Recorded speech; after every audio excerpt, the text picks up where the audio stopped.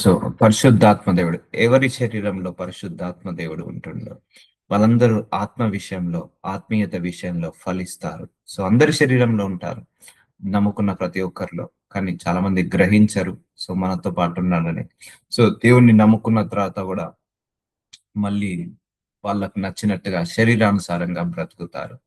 So అలా బ్రతకద్దు. మన లోపల ఆ దేవుడు మనతోటి బంధ మనల్ని మారుస్తూ, మనతో గైడ్ చేస్తూ, మనల్ని టీచ్ చేస్తూ, మనల్ని ఇంకా అభివృద్ధిలో చెందేలాగా, దేవుళ్ళు ఎదిగేలాగా, యేసయ్యలాగా మారేలాగా మనందరికీ కూడా సహాయం చేస్తాడు పరిశుద్ధాత్మ దేవుడు.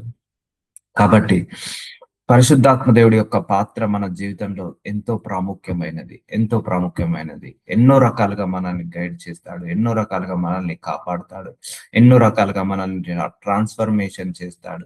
ఈ లోకంలో కలవకుండా, ఈ లోకంలో మనం పడిపోకుండా, విశ్వాసంలో నిలకడగా ఉండేలాగా, దేవుడి యందు నిరీక్షణలో నిలకడగా ఉండేలాగా, ఎన్ని కష్టాలు బాధలు వచ్చినా కూడా మనం దేవుడి నుంచి తప్పిపోకుండా వాక్యానుసారంగా బ్రతికేలాగా పరిశుద్ధాత్మ దేవుడు సహాయం చేస్తుంటా అంటాడు. కాబట్టి నేనైతే ఆయనకు చాలా రుణపడి ఉన్నాను. ఎందుకంటే నాకు ఎక్కడెక్కడో సంగతులు చెప్పాడు. భూమి పుట్టినప్పటి నుంచి బైబిల్లో ఉన్న గ్రంథాలు, బైబిల్లో ఉన్న వాటి మర్మాలన్నీ కూడా బయలుపరిచాడు.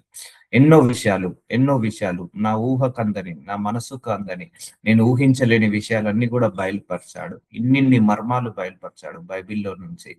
భూమి పుట్టక ముందు నుంచి, మనం పుట్టక ముందు నుంచి, ఆది నుంచి ఏ మర్మాలు అయితే ఉన్నాయో అవన్నీ బయలుపరిచాడు. సో దగ్గరుండి ఒక తండ్రి స్థానంలో ఉండి ముందరికి నడిపిస్తాడు పరిశుద్ధాత్మ దేవుడు. ఎలా మాట్లాడాలి, ఎలా ఉండాలి, ఎలా ప్రవర్తించాలి, ఎలా వాక్యం బోధించాలి, ఎలా ప్రార్థనలు చేయాలి, ఎలా ప్రార్థనలో ఎదగాలి, ఎలా వాక్యంలో ఎదగాలి, ప్రతిదీ కూడా హోలీ స్పిరిట్ గైడ్ లైన్స్ అండి. నాకైతే ప్రతిదీ కూడా పరిశుద్ధాత్మ దేవుడి గైడ్ లైన్సే.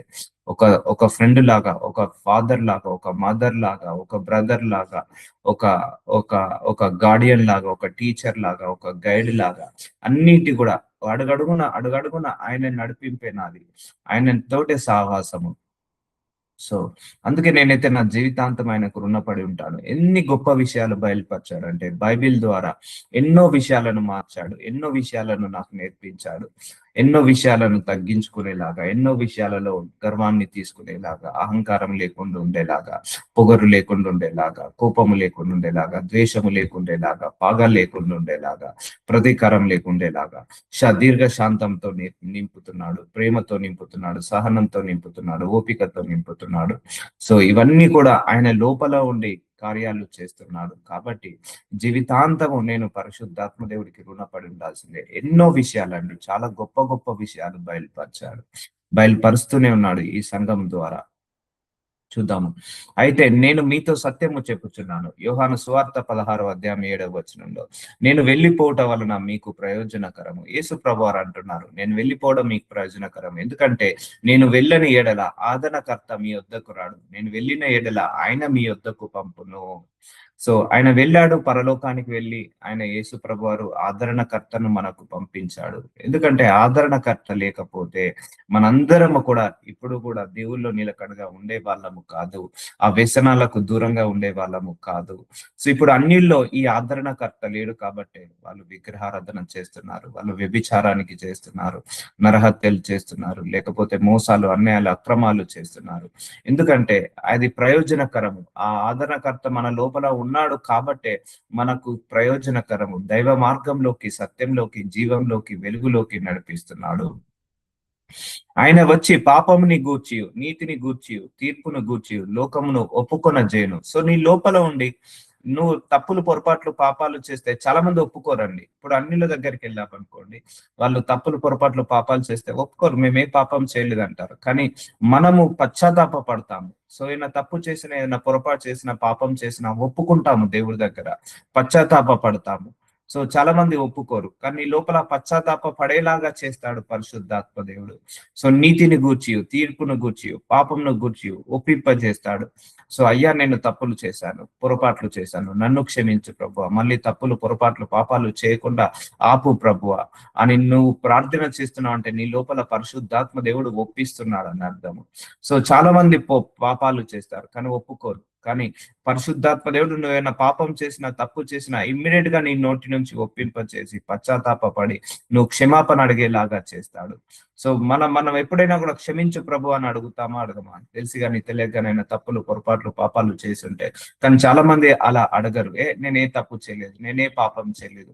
ఎందుకంటే వాళ్ళ లోపల పరిశుద్ధాత్మ దేవుడు లేడు కాబట్టే వాళ్ళు నేనే తప్పు చేయలేదు, ఏ పాపం చేయలేదని వాళ్ళు విర్రవీగుతుంటారు. పరిశుద్ధాత్మ దేవుడు ఉంటే నీ పాపాలను నీ నోటి నుంచి ఒప్పిస్తాడు, నీ తప్పులను నీ నోటి నుంచి ఒప్పిస్తాడు, నీ బలహీనతలను నీ నోటి నుంచి ఒప్పిస్తాడు.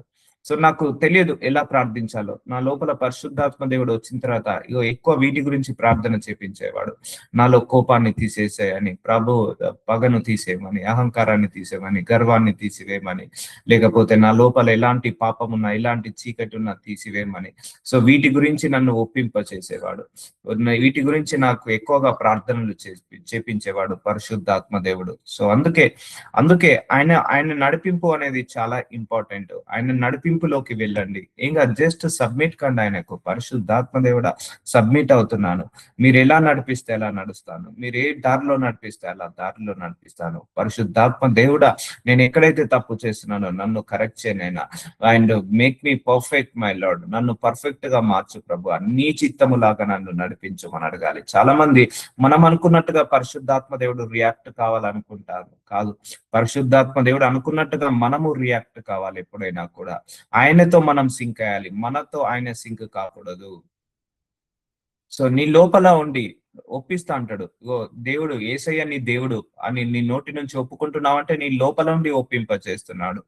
యేసయ్య నీ రక్షకుడు, నీ కాపర్యాన్ని నువ్వు ఒప్పుతున్నావంటే నీ లోపల ఉండి పరిశుద్ధాత్మ దేవుడు ఒప్పింప చేస్తున్నాడు.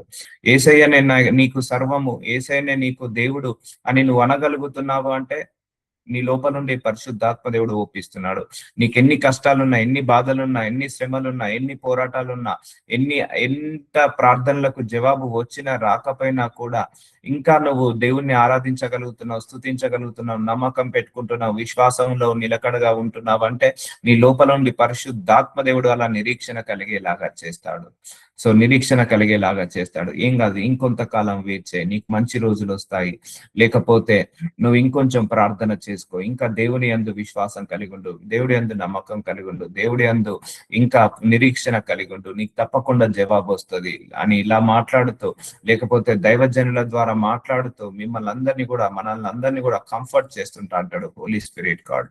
సో అందుకే మన లోపల భయాలు రాకుండా, ఆందోళన, చింతలు రాకుండా వాక్యానుసారంగా మాట్లాడి మనందరినీ కూడా ఈ లోక యాత్ర ముగించేంత వరకు, అన్ని విషయాలలో జయము వచ్చేంత వరకు మన లోపల నుండి నడిపిస్తుంటా అంటాడు. అందుకే మనం తప్పు చేయగానే ఇమీడియట్ గా పశ్చాత్తాపం వస్తుంది. ఏదైనా పొరపాటు చేసిన ఇమీడియట్ గా పశ్చాత్తాపం వస్తుంది. ఎందుకు? ఆ లోపల నుండి దేవుడు పశ్చాత్తాప పడేలాగా చేస్తాడు. మనం అందరం కూడా ఆ తప్పులను ఒప్పుకునేలాగా, పాపాలను ఒప్పుకునేలాగా చేస్తాడు. సో నీతిని గూర్చి, తీర్పుని గూర్చి. సో పరిశుద్ధాత్మ దేవుడు నీలో నీతిని పెరిగేలాగా చేస్తాడు, పరిశుద్ధతను, పవిత్రతను పెరిగేలాగా చూస్తాడు. ఈ లోకానుసారమైన మనసుని తీసేపిస్తాడు, ఈ లోకానుసారమైన ఆలోచనలను తీసేపిస్తాడు, ఈ లోకానుసారమైన బలహీనతలను తీసేపిస్తాడు. సో సో లోకులు నాయందు విశ్వాసం ఉంచలేదు గనక పాపమును గూర్చి. చూసారా, లోకులందరూ దేవుడు అందు విశ్వాసం ఉంచలేదు. ఇప్పుడు ఎవరినైనా అడగండి, మీరు పాపి అన్నారనుకోండి, ఒప్పుకోరు, వాళ్ళు కొడతారు, వాళ్ళు కోపం వస్తుంది వాళ్ళకి. సో అందరూ పాపం చేసిన వాళ్ళే. కానీ కొంతమంది ఎందుకు ఒప్పుకోగలుగుతున్నారంటే, నేను పాపం చేశానని ఆ పరిశుద్ధాత్మ దేవుడు ఉంటేనే కానీ ఆ పాపాన్ని నువ్వు ఒప్పుకోలేవు, ఆ తప్పులను ఒప్పుకోలేవు. నేను తండ్రి యొద్దకు వెళ్ళుట వలన మీరిక నన్ను చూడరు గనక నీతిని గూర్చి ఈ లోకాధికారి తీర్పు పొంది ఉన్నాడు గనక తీర్పును గూర్చి ఒప్పుకొన జయను. చూసారా, తీర్పును గురించి, అన్నింటి గురించి ఒప్పుకొన జయను. నేను మీతో చెప్పవలసిన ఇంకా అనేక సంగతులు కలవు గాని ఇప్పుడు మీరు వాటిని సహింపలేరు. సో ఇది మనకందరికి కూడా ఇక చివరి క్షణం వరకు మనం తొలగిపోవద్దని, దేవుల్లో నిరీక్షణ కలిగి ఉండాలని, మన లోపల పరిశుద్ధాత్మ దేవుడు మన లోపల నుండి మన బలహీనతలను సహిస్తాడు, మన లోపల నుండి మన యొక్క లోపాలను సరిస్తాడు, మనల్ని గద్దిస్తాడు, మనల్ని క్షమిస్తాడు, మనల్ని మన్నిస్తాడు, మనల్ని మారుస్తాడు, మనల్ని దైవ మార్గంలోకి నడిపిస్తాడు. దీర్ఘశాంతం వచ్చేలాగా, ప్రేమ గుణం వచ్చేలాగా, సహనం వచ్చేలాగా, ఓపిక వచ్చేలాగా, మనందరి లోపల పరిశుద్ధత వచ్చేలాగా, ఆ కరుణ, కృప, దయ, వాత్సల్యము వచ్చేలాగా, వీటన్నిటిలో మనం ఎదిగేలాగా, ఫలించేలాగా ఆ పరిశుద్ధాత్మ దేవుడు మన అందరితో ఉండి సావాసం చేసి మన లోపల ఉండి వీటన్నిటిని మనము ఒప్పుకునేలాగా చేస్తాడు. ఇప్పుడు అర్థమవుతుందా అండి? లోకానుసారంగా ఎలా బ్రతికిన వాళ్ళు పరిశుద్ధాత్మ పొందుకున్న తర్వాత లోకానికి విరుద్ధంగా ఎలా బ్రతుకుతారో. సో కనుక మనందరిలో ఉండి ఒప్పుకొన్న జైను ఒప్పింప చేస్తుంటా అంటాడు అన్ని విషయాలలో. ఏమైనా చిన్న తప్పు మాట్లాడినా సారీ జీసస్, అయ్యా ఈ విషయంలో నేను తప్పు మాట్లాడాను, ఇమ్మీడియట్ గా పశ్చాత్తాపం, ఇమ్మీడియట్ గా ఫర్గివ్నెస్ అడగడం, ఇమ్మీడియట్ గా మనము ఆ యొక్క రిపెంట్ కావడం, ఇవన్నీ కూడా హోలీ స్పిరిట్ గాడ్ చేపిస్తుంటా అంటాడు. అయితే ఆయన సత్యస్వరూపైన ఆత్మ వచ్చినప్పుడు నిన్ను సర్వసత్యంలోకి నడిపించును. ఆయన తనంతట తాను ఏమి బోధింపక వీటిని వినినో వాటిని బోధించి సంభవింపబోవు సంగతులను మీకు తెలియజేయును. సంభవింపబో జరగతులను, భవిష్యత్తు విషయాలు కూడా మనకు బయలుపరుస్తాడు. సో కళల ద్వారా, దర్శనాల ద్వారా, ప్రవచనాల ద్వారా బయలుపరుస్తాడు. తనంతట తాను ఏమి బోధించక ఆల్రెడీ బైబిల్లో ఏదైతే రాసిందో వాటిని బోధించడం జరుగుతుంది. నేను బైబిల్ చదవక ముందుకే బైబిల్లో ఉన్న మర్మాలు చెప్పగలిగేవాడిని. సో ఆత్మ వచ్చినప్పుడు బైబిల్లో మర్మాలు, ప్రవచనాలు చెప్పగానే, ఎందుకంటే నా లోపల ఆత్మ ఉంది కాబట్టి ఆత్మనే బయలుపరిచేది అన్ని కూడా. సో ఇలా మాట్లాడాలి, ఈ వాక్యానుసారంగా ఇలా ప్రార్థించాలి. తర్వాత బైబిల్ చదివినప్పుడు ఓకే, వాక్యంలో ఇక్కడ ఉందా, ఇదే విషయము పరిశుద్ధాత్మ దేవుడు బయలుపరుస్తున్నాడా అని అనిపించేది. సో అందుకే surrender your self, submit your self. అది ఎలా అంటే ఒక్క రోజుతో వచ్చేది కాదు ఆ నడిపింపు. రోజు ప్రార్థించాలి, ఉపవాస ప్రార్థనలో అడగాలి, అయ్యా పరిశుద్ధాత్మ దేవుడా నీ శక్తితో నన్ను నింపు ప్రభువా, నీ జ్ఞానముతో నన్ను నింపు ప్రభువా. I'm submitting myself to you, I'm surrendering myself to you 100%. Lead my life, talk to me my lord, correct me, teach me, guide me అని ఇలా ప్రార్థిస్తూనే ఉండాలి. Holy spirit God fill my body with your power, fill my body with your word of god. Holy spirit God fill my body with your holiness, righteousness, faith. So ఇలా ప్రార్థించాలి. నన్ను నీతితో నింపు పరిశుద్ధాత్మ దేవుడా, పరిశుద్ధతతో నింపు ప్రభువా, పవిత్రతతో నింపు ప్రభువా. నాలో ఉన్న కోపాన్ని, ద్వేషాన్ని, పగని, చీకటిని ఏదున్నా తీసివే ప్రభువా. నా నడినెత్తి నుంచి అరికాళ్ళ వరకు వెలుగుతో నింపబడాలి. నా నలునెత్తి నుంచి అరికాళ్ళ వరకు నాలో ఉన్న ప్రతి లోపము, ప్రతి బలహీనత, ప్రతి పాపము యేసు నామంలో వెళ్ళిపోవాలి అని ఇలా ప్రార్థించుకొని నువ్వు ప్రార్థిస్తున్నప్పుడల్లా నీ లోపల హోలీ స్పిరిట్ గాడ్ ఫిల్ అవుతూనే ఉంటాడు. Holy spirit God fill my body, fill my body, fill my body with your power, fill my body with your word of God, fill my body with your anointing, fill my body with your fire, fill my body with your glory, fill my body with your grace, fill my body with your word of God అని ఇలా ప్రవర్తిస్తూనే ఉండాలి. Fill my body with your signs and wonders and miracles అని ఇలా ప్రవర్తించుంటూ ఉండాలి, ప్రార్థిస్తూనే ఉండాలి. అప్పుడు నీ లోపల ఫిల్ అవుతుంటా ఉంటది. అది ఒక్క రోజుతో వచ్చేది కాదు. సో అప్పుడు నువ్వు కూడా మర్మాలు బయలుపరచగలుగుతావు, నువ్వు కూడా వాక్యాన్ని బోధించగలుగుతావు. పరిశుద్ధాత్మ దేవుడు సహాయం లేకుండా మనం వాక్యాన్ని బోధించలేము. బోధించవచ్చు కానీ అది జస్ట్ ఒక ప్రిపరేషన్ లాగా ఉంటది. కానీ అదే పరిశుద్ధాత్మ దేవుడు ఉన్నాడు అనుకోండి, ఆయన బోధించే టీచింగ్లు వేరేలాగా ఉంటాయి. అందుకే ప్రవక్త అనే వాళ్ళ యొక్క టీచింగ్స్ వేరేలాగా ఉంటాయి. గొప్ప గొప్ప మర్మాలు బయటపడతాయి.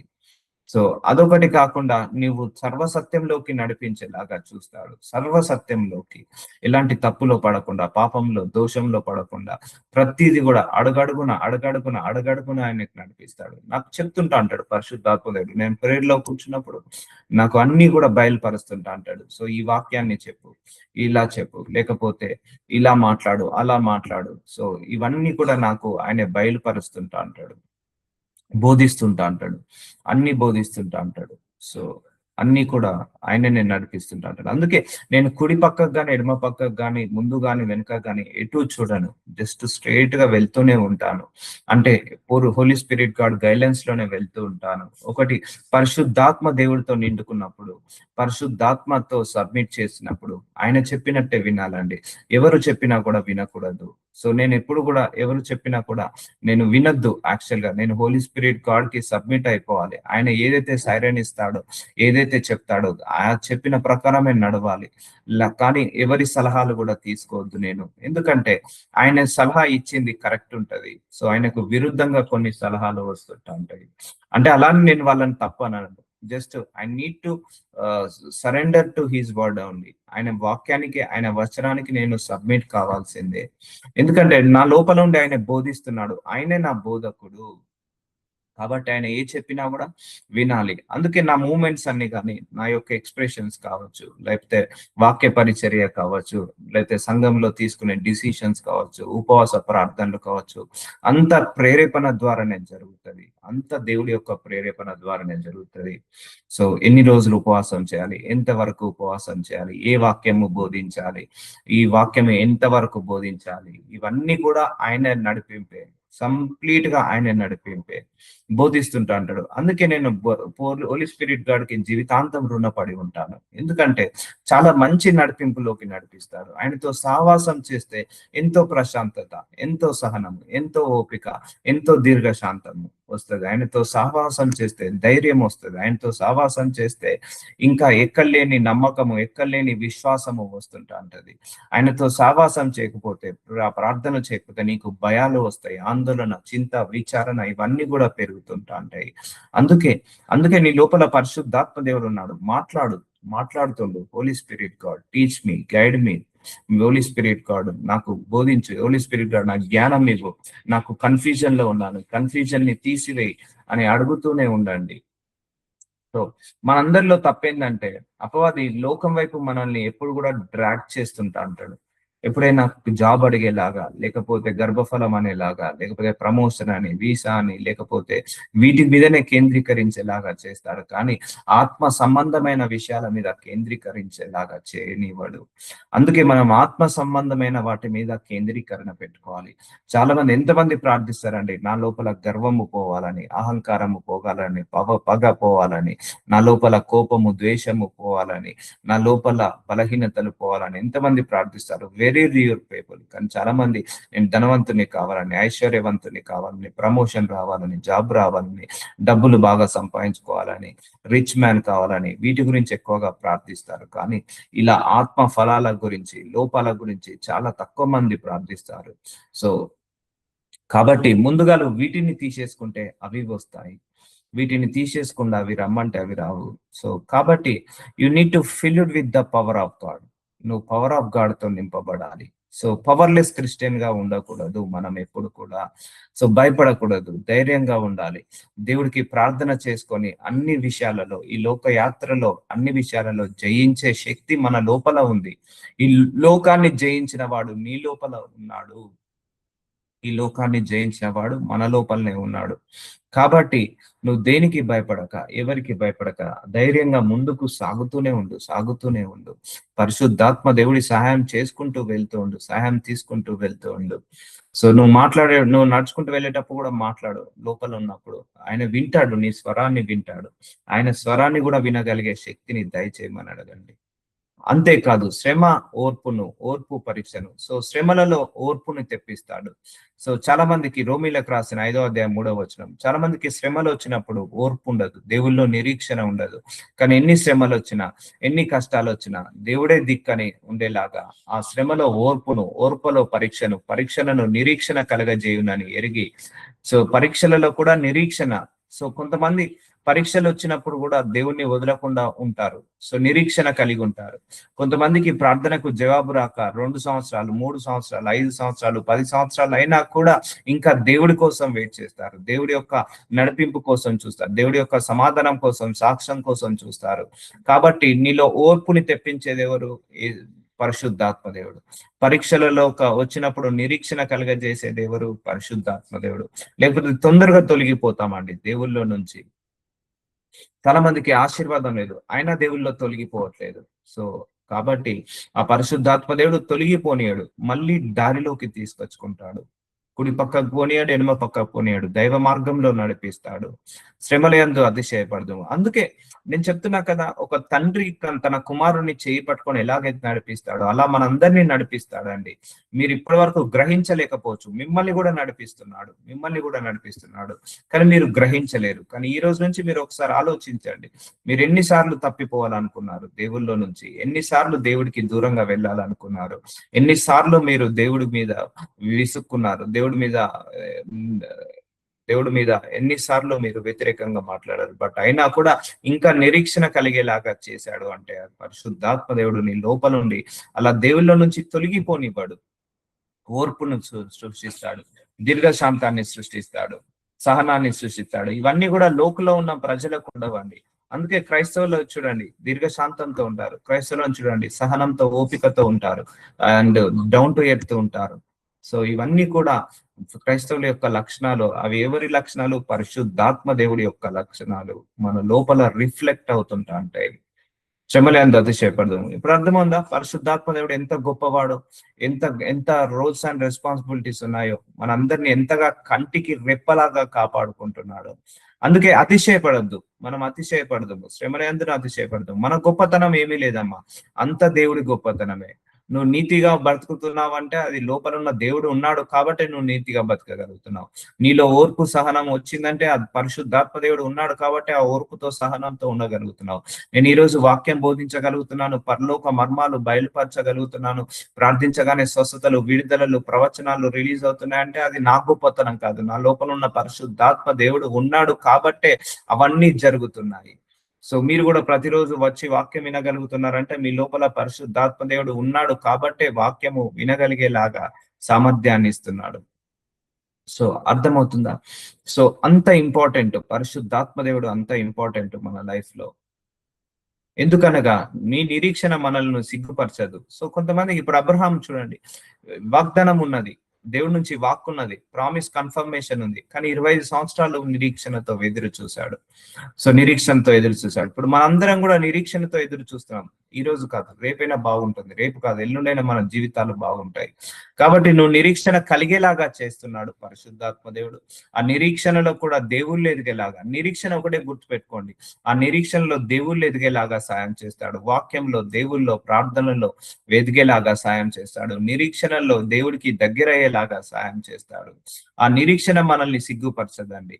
ఎందుకంటే ఆ నిరీక్షణ కలిగేలాగా పరిశుద్ధాత్మ దేవుడు చేపించి ఆ నిరీక్షణ సమయంలో మనల్ని ఖాళీగా ఉంచాడు పరిశుద్ధాత్మ దేవుడు. మనము ఇంకా ఫలించులాగా సహాయం చేస్తాడు, ఆత్మలో ఆత్మీయతలో ఫలించులాగా సహాయం చేస్తాడు. సిగ్గుపరచదు ఆ నిరీక్షణ. అందుకే నువ్వు దేవుడు యందు నిరీక్షణ కలిగి ఉన్నావా, సిగ్గుపరచవు. నువ్వు ఎంత డిలే అవుతుందో అంత రెట్టింపు ఆశీర్వాదం అవుతుంది, ఎంత లేట్ అవుతుందో అంత గొప్ప ఆశీర్వాదాన్ని దేవుడు ఇస్తాడు. ఎంతగా నువ్వు వేచి ఉన్నావో అంతగా నువ్వు ఆశీర్వదించబడతావు. సిగ్గుపరచదు. మనకు అనుగ్రహింపబడిన పరిశుద్ధాత్మ ద్వారా, చూసారా, మనందరికి అనుగ్రహించబడిన పరిశుద్ధాత్మ ద్వారా దేవుని ప్రేమ మన హృదయంలో కుమ్మరింపబడి ఉన్నది. నువ్వు కూడా దేవుని ప్రేమను అర్థం చేసుకోలేవు పరిశుద్ధాత్మ దేవుడు లేకుండా. అసలు పరిశుద్ధాత్మ దేవుడు లేకుండా యేసయ్యను, తండ్రిని, ఎవరిని కూడా నువ్వు అర్థం చేసుకోలేవు, ఆయన వాళ్ళ కార్యాలను అర్థం చేసుకోలేవు. సో మన నిరీక్షణ కలిగి ఉండలేము. నాకు కూడా కొన్ని ప్రార్థనలకు జవాబు రావట్లేదు, అయినా కూడా నేను నిరీక్షణ కలిగి ఉన్నాను అంటే పరిశుద్ధాత్మ దేవుడు నా లోపల ఉండి నిరీక్షణ కలిగి, ఈ నిరీక్షణ సమయంలో నేను ఖాళీగా ఉండకుండా ఇంకా విశ్వాసంలో ఎదిగేలాగా, ప్రార్థనలు ఎదిగేలాగా, నీతిలో, పరిశుద్ధలో, పవిత్రతలో ఎదిగేలాగా, కోపము, ద్వేషము తీసుకునేలాగా, పగ, ప్రతీకారమే ఉన్న తీసుకునేలాగా, క్షమించే గుణం వచ్చేలాగా, కరుణించే, ప్రేమించే గుణము వచ్చేలాగా మనందరికి నాకు సహాయం చేస్తున్నాడు. అందుకే దేవుని ప్రేమ మన హృదయంలో కుమ్మరింపబడి ఉన్నది. సో దేవుని ప్రేమ మనందరి హృదయంలో, ఎవరి ద్వారా? పరిశుద్ధాత్మ ద్వారా. నీ పరిశుద్ధాత్మ లేకపోతే నీ లోపల ద్వేషం ఉంటది, ప్రేమ ఉండదు. నువ్వు ప్రేమతో నింపబడ్డావంటే పరిశుద్ధాత్మ దేవుడు నీ లోపల ఫలిస్తున్నట్టు. నువ్వు ద్వేషంతో నింపబడుతున్నావు అంటే నీ లోపల పరిశుద్ధాత్మ దేవుడు ఫలించలేనట్టు. అందుకే అందరితో ప్రేమగా మాట్లాడండి, ప్రేమగా పలకరించండి, ప్రేమగా ఆలోచించండి, ప్రేమగా మాట్లాడండి. పరిశుద్ధాత్మ దేవుడికి ఇష్టమైన మొట్టమొదటి ఫలము, పరిశుద్ధాత్మ యొక్క ఫలాలలో, ఆత్మ ఫలాలలో మొట్టమొదటి ఫలము ప్రేమ. అది లేకపోతే, ఇప్పుడు ఆ ప్రేమ అనే ఫలము లేకపోతే మనము ఫలించలేము ఏ విషయంలో కూడా. సో పరిశుద్ధాత్మ దేవుడు నీ లోపల ఫలించాలంటే ఈ గుణము రావాలి. ఈ గుణము చాలా కష్టం అండి. ప్రేమ అనేది మనం అనడానికి ఈజీ ఉంటది, కానీ అది అందరిని శత్రువు సైతం ప్రేమించే గుణము మనకు రావాలి. శత్రువు సైతం ప్రేమించే గుణము మనందరికీ రావాలి. హృదయములలో కుమ్మరింపబడి ఉన్నది పరిశుద్ధాత్మ ద్వారా. సో చూసారా, మన హృదయమును, కఠిన హృదయాన్ని తీసేసి మాంస హృదయంగా మారుస్తాడు పరిశుద్ధాత్మ దేవుడు. మన లోపల ఉన్న కోపాన్ని, ద్వేషాన్ని, పగను తీసేసి ప్రేమను, సహనాన్ని, ఓపికను, మంచితనాన్ని దయచేస్తాడు. ఆ క్షమించలేని గుణాన్ని తీసేసి క్షమించే గుణంగా మారుస్తాడు. ఇదంతా కూడా మెల్లిమెల్లిగా ట్రాన్స్ఫర్మేషన్ చేస్తాడు. అంతేకాని ఒకే ఓవర్ నైట్ లో ఇవన్నీ కూడా రానివ్వడు. అందుకే ప్రతి క్రైస్తవుడు దినదినం అభివృద్ధి చెందాలి. ఆత్మలో, ఆత్మీయతలో అభివృద్ధి చెందాలి. ప్రార్థనలో, దేవుల్లో అభివృద్ధి చెందాలి. ఫలాలలో అభివృద్ధి చెందాలి. అవును, ఈ లోకమంతా ద్వేషమే, ఈ లోకమంతా నరహత్యలే, ఈ లోకమంతా వ్యభిచారమే, ఈ లోకమంతా వ్యతిరేకతనే. ఆ వ్యతిరేకత ఉన్న ఈ లోకంలో మనం ఎలా పరిశుద్ధంగా బ్రతకాలి, ఎలా పాపంలో పడకుండా పవిత్రంగా బ్రతకాలని ఆ పరిశుద్ధాత్మ దేవుడు మన లోపల ఉండి అలా బ్రతికింప చేస్తాడు. కాబట్టి ఇప్పుడు క్రీస్తుయందున్న వారికి ఏ శిక్ష విధియు లేదు. ఎందుకంటే మన లోపల దేవుడి యొక్క ఆత్మ ఉంది. ఆ ఆత్మనే మనల్ని నడిపిస్తుంటాడు. మనం ఎలాంటి శిక్షలో పడకుండా, దోషంలో, తప్పులో, పొరపాట్లో, పాపంలో పడకుండా కాపాడుతాడు. అందుకే దేవుని నమ్ముకొని ఎన్ని సంవత్సరాలు అయినది అన్నది ముఖ్యం కాదు. నువ్వు ఎంతగా ఫలించావన్నదే ముఖ్యము. ఎంతగా దేవుణ్ణి తెలుసుకున్నావన్నదే ముఖ్యము. ఎంతగా దేవుల్లో ఎదిగావన్నదే ముఖ్యము. ఎంతగా దేవుణ్ణి వెతికావన్నదే ముఖ్యము. ఎంతగా నిన్ను నీవు మార్చుకున్నావన్నదే ముఖ్యము. ఎంతగా నువ్వు లోపల పరిశుద్ధాత్మ శక్తితో నింపబడుతున్నావన్నదే ముఖ్యము. సో కాబట్టి క్రీస్తు యేసునందు జీవమిచ్చిన ఆత్మ యొక్క నియమము పాప మరణముల నియమం నుండి నన్ను విడిపించెను. చూసారండి, పాపం నుంచి, మరణం నుంచి దేవుడిచ్చిన ఆత్మ వల్ల మనల్ని విడుదల కలిగించింది. ఇప్పుడు నేను ఒకప్పుడు అన్ని ఉన్నాయి, విగ్రహారాధన చేశాను, ఆ విగ్రహారాధన నుంచి విడుదల కలిగించింది ఆత్మ. అండ్ కోపము, ద్వేషము, పగ, ప్రతీకారాలు అన్నిటి నుంచి విడుదల కలిగించింది ఆత్మ. పాపం నుంచి, శాపాల నుంచి, దోషాల నుంచి, మరణాల నుంచి అన్ని విడుదల కలిగించింది ఆత్మ. అర్థమవుతుందండి. క్రీస్తు యేసునందు జీవమిచ్చు ఆత్మ యొక్క నియమము పాప మరణముల నియమం నుండి నన్ను విడిపించెను. ఎట్లనగా ధర్మశాస్త్రము దేని చేయలేకపోయాను, దానిని దేవుడు చేశాను. సో మనిషి ధర్మశాస్త్రాన్ని ఇచ్చాడు దేవుడు మనిషికి, కానీ ఎవరు కూడా పాటించలేకపోతున్నారు. అందరి మీద శిక్ష రుద్దబడింది, అందరి మీద పాపము రుద్దబడింది, అందరి మీద మరణము రుద్దబడింది. సో యేసయ్య శిలువ మరణం ద్వారా ఆ మరణాన్ని తీసేశాడు, ఆ పాపాన్ని తీసేశాడు, ఆ పాతాళ లోక నరక వేదనను మనందరికీ తీసేశాడు. కరెక్టే. మళ్ళీ ఎలా? ఆ ధర్మశాస్త్ర ప్రకారం నడవాల్సిందే కదా, ఆజ్ఞలు పాటించాల్సిందే కదా. అందుకే వీళ్ళకు శక్తి కావాలి. అందుకే యేసయ్య ఏమన్నాడు, నేను పైకి వెళ్తున్నాను, ఒక శక్తిని మీ అందరికి పంపిస్తాను, ఒక ఆత్మను మీ అందరికి పంపిస్తాను. ఆ ఆత్మనే మిమ్మల్ని పాపంలో పడకుండా, మళ్ళీ మరణానికి పాత్రలు కాకుండా మీ యొక్క సర్వసత్యంలోకి నడిపిస్తాడు. ఆ ఆత్మను పంపించడం జరిగింది. సో అందుకే ఎవరైతే ఆత్మ చేత నడిపించబడుతున్నారో వాళ్ళందరూ ధర్మశాస్త్రానికి లోబడిన వాళ్ళే. ఇప్పుడు ధర్మశాస్త్రంలో ఆజ్ఞలు ఏ మనిషి కూడా పాటించలేడండి. అది ఆత్మ ఉంటేనే పాటించగలుగుతాడు.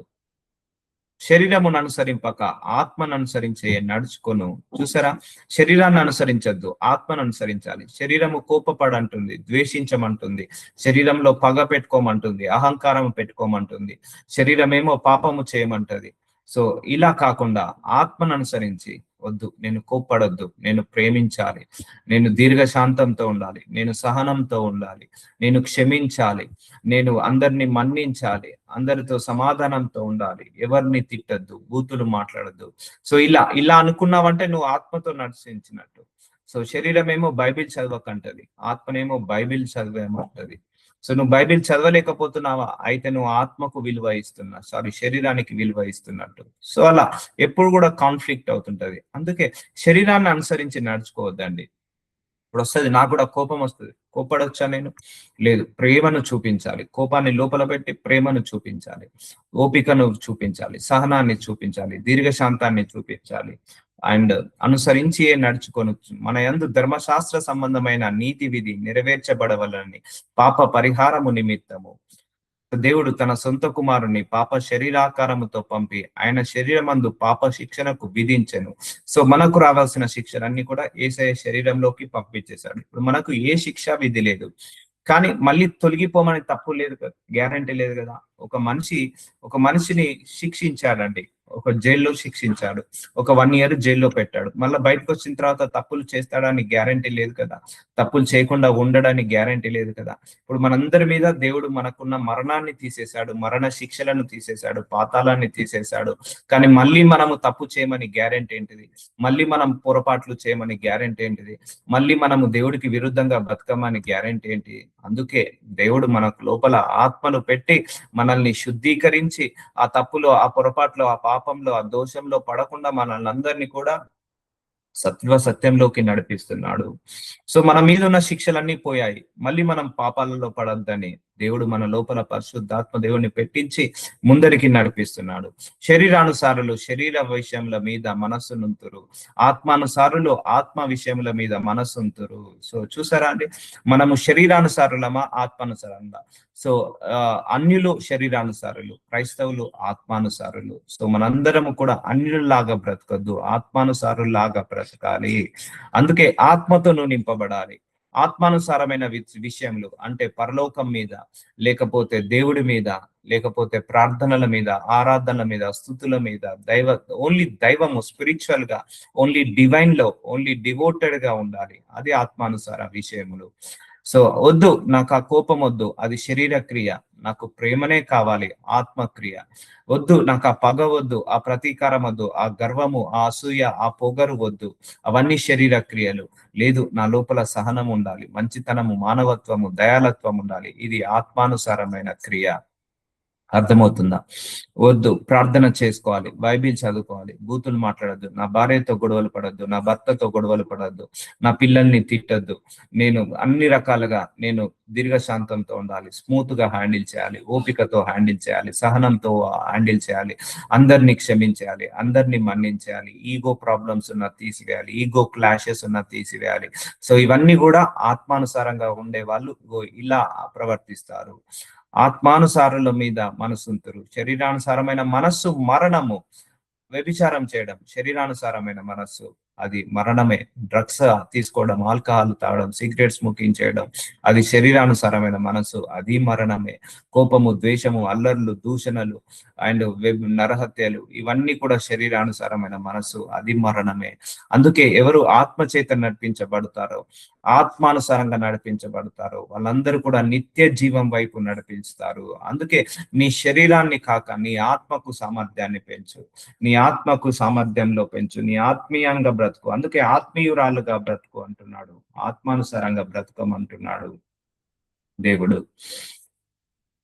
ఆత్మానుసారమైన మనస్సు జీవమును సమాధానమునై ఉన్నది. అందుకే నీ లోపల ఆ ఆత్మ ఉంది కాబట్టి ఆత్మానుసారంగా. అందుకే లిజన్ టు దెమ్. ఇప్పుడు మనం అంటారు కదా పిల్లలు, అరే వీడు నా మాట విననే వినడు. సో అలాగే మనం హోలీ స్పిరిట్ గాడి యొక్క మాట వినము. మనము ఆయన మాట్లాడుతుంటా అంటాడు, నువ్వు అర్థం చేసుకునే శక్తి లేదు నీకు, అర్థం చేసుకునే సమయాన్ని లేదు నీకు, అర్థం చేసుకునే ఇంటెన్షన్ లేదు. కనిపెట్టుకోవాలి ఏం చెప్తున్నాడు, లోపల నుంచి ఏం మాట్లాడుతున్నాడు, ఏమి పలకరిస్తున్నాడు, ఏమి డైరెక్షన్స్ ఇస్తున్నాడు, కనిపెట్టుకొని ఉండాలి. కంప్లీట్ గా నువ్వు ప్రార్థన అయిపోగానే నీ బయటికి రాకు, ఒక 5-10 minutes నువ్వు మౌనంగా కూర్చో. నువ్వు మౌనంగా కూర్చున్నప్పుడు నీ లోపల నుంచి ఆయన ప్రేరేపణ ద్వారా గాని, స్వరం ద్వారా గాని మాట్లాడుతుంటా అంటాడు.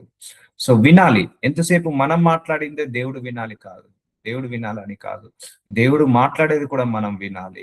అందుకే దేవా నీ చిత్తం ఏంటిదో నాకు బయలుపరచు, నీ చిత్త ప్రకారము నన్ను అడిగించు ప్రభు అన్నప్పుడు దేవుడు తన చిత్త ప్రకారము మన నోటి నుంచి ప్రార్థనలో అడిగిస్తుంటా అంటాడు. అందుకే నీ నోటి నుంచి వచ్చే ప్రార్థన కూడా పరిశుద్ధాత్మ దేవుడు లోపల ఉండి పలికించాలి. నీ నోటి నుంచి వచ్చే వాక్యము బోధించేటప్పుడు కూడా నీ లోపల నుండి పరిశుద్ధాత్మ దేవుడు పలికించాలి ఆ వాక్యాన్ని కూడా. ప్రార్థనలు చేసేటప్పుడు కూడా పరిశుద్ధాత్మ దేవుడు పలికించాలి ఆ ప్రార్థనలు కూడా. సో అలా నువ్వు లీడ్ కావాలి. అందుకే నీ మనస్సు ఆత్మానుసారంగా ఉన్నప్పుడే అవన్నీ జరుగుతాయి. నువ్వు శరీరానికి విలువ ఇస్తే శరీరానికి శక్తి పెరుగుతుంది, ఆత్మకు విలువ ఇస్తే ఆత్మకు శక్తి పెరుగుతుంది. నువ్వు శరీర క్రియల మీద మనసు పెట్టుకుంటే శరీర క్రియలు జయిస్తాయి, ఆత్మ క్రియల మీద మనసు పెట్టుకుంటే ఆత్మానుసారంగా బ్రతుకుతావు. శరీరానుసారమైన మనస్సు మరణము, ఆత్మానుసారమైన మనస్సు జీవము, సమాధానమునై ఉన్నది. అందుకే పరిశుద్ధాత్మ శక్తితో మనం నింపబడాలి. పరిశుద్ధాత్మ అగ్నితో, వరాలతో, ఫలాలతో నింపబడాలి. అడగాలి ప్రార్థనలో, అయ్యా నన్ను పరిశుద్ధాత్మ ఫలాలతో నింపు ప్రభువా. పరిశుద్ధాత్మ ఫలాలు ఏమున్నాయండి? 9: ప్రేమ, ఓపిక, సహనము, దీర్ఘశాంతము, మంచితనము, మానవత్వము, దయాలత్వము, సెల్ఫ్ కంట్రోల్, ఆశా నిగ్రహము. ఇవన్నీ కూడా మనకు ఆత్మ ఫలాలు. వీటిలో మనం ఎదగాలి. ఇది చాలా ఇంపార్టెంట్, చాలా చాలా ఇంపార్టెంట్. ఈ ఫలాలు ఎదిగిన వాళ్ళే పరలోక రాజ్యానికి, జీవం వైపు వెళ్ళగలుగుతారు. సో ఈ లోక యాత్రలో ఇవి జయించాలి అంటే ఆత్మ సహాయం చాలా ముఖ్యము. అందుకే అందుకే నీ లోపల ఒక తండ్రి ఉన్నాడు, గుర్తుపెట్టుకో. మన భూలోక తండ్రి బయట ఉంటాడు, కానీ మన పరలోక తండ్రి మన లోపలనే ఉంటాడు. ఒక స్నేహితుడు ఉన్నాడు, మన భూలోకంలో స్నేహితుడు బయట ఉంటాడు, మన పరలోక స్నేహితుడు లోపల ఉంటాడు. ఒక గురువు, మన బయట గురువు, టీచర్లు, మెంటర్లు, గైడ్ బయట ఉంటారు, కానీ మన పరలోకపు గురువు, మన పరలోకపు గైడ్ మన లోపలనే ఉంటాడు. That is the difference between them and mother బయట ఉంటుంది, కానీ మన పరలోక మదరు మన లోపలనే ఉంటాడు, మన లోపలనే ఉంటాడు. లోపల ఉండి నడిపిస్తా అంటాడు, లోపల ఉండి నడిపిస్తాడు. ఇది ఆయనకు ఇల్లు, ఇది ఆయనకు చర్చ్, ఇది ఆయనకు గుడి లాంటిది. కాబట్టి ఆత్మానుసారమైన మనసులో వెలుగులోకి వెళ్ళాలి అని ప్రార్థించుకుందాం. నజరేయుడనేసయ్య, అయ్యా శరీరానుసారమైన మనస్సు, ఆత్మానుసారమైన మనస్సు, ఈ రెండిటికి యుద్ధము జరుగుతుంది నాయన. అయ్యా ప్రభువా, మేమందరము కూడా ఆత్మలో ఎదుగులాగా, ఆత్మీయంగా ఎదుగులాగా సహాయం చేస్తున్నందుకు వందనాలు. ఎస్ మై లార్డ్, మమ్మల్ని మన లోపలలో ఉండి మమ్మల్ని సర్వసత్యంలోకి నడిపిస్తున్నందుకు, దేవుడి యందు నిరీక్షణ కలిగేలాగా, ప్రేమలో ఎదిగేలాగా, వాక్యంలో ఎదిగేలాగా, సహనంలో, క్షమించే గుణంలో, మన్నించే గుణంలో ఎదుగులాగా మా అందరికీ సహాయం చేస్తున్నందుకు మీకే మహిమ కలుగును కాక. ఆమేన్.